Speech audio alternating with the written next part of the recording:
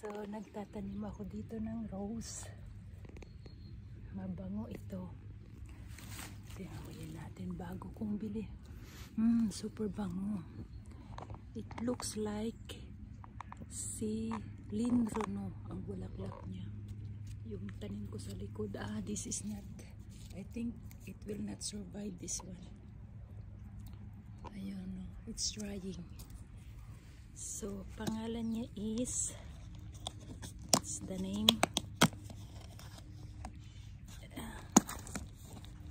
The name is Eudora. This is a magenta version. Mayroon din pink. And I want this one because it's more vibrant. And this one, magtatanim din ako dito. It will not be the same, but then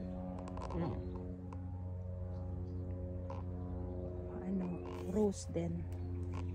So ito, namumulaklak na siya.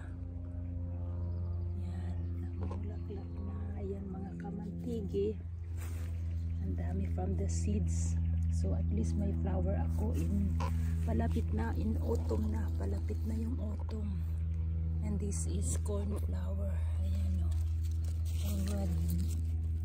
Rebecca, pangalan niya. Rebecca ba? Parang daisies. And they are perennial. So kahit winter, tumutubo siya after spring. And this is this is lemon balm. May amoy. Pinapabayaan ko lang dito. Hello, Bertrand. Pagka kasi it's may herbal and the chase bad insects, kaya hinahayaan ko lang dyan, tumutubong mag-isa. Sa atin tagalinlin. Yan, they are good to chase bad insects na kumakain ng mga pananim. Ayan, ganda ng bulaklak. It's because it's autumn, kaya September, pagka malamig-lamig, lumalabas yung mga bulaklak. And this, bago ko din tanim. Yan.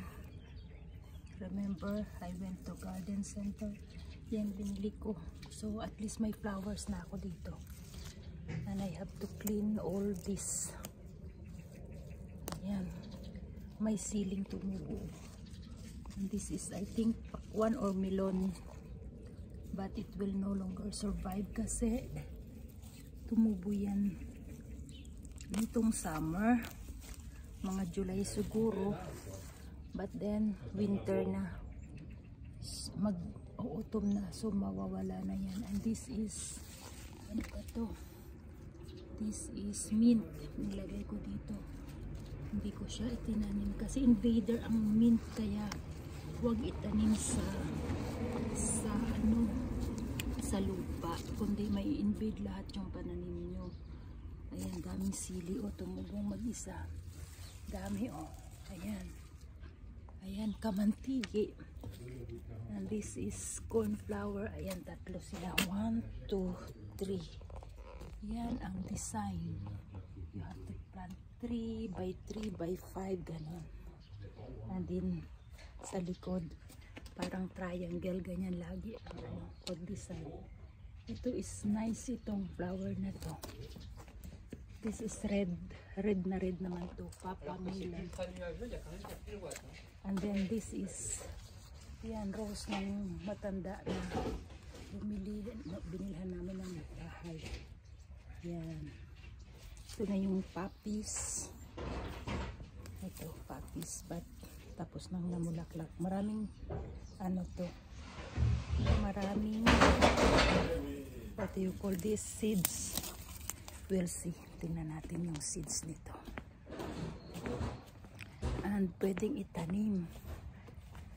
They like areas na yung mabato or sandy. Ayan, let's see. Ayan, dami, ayan.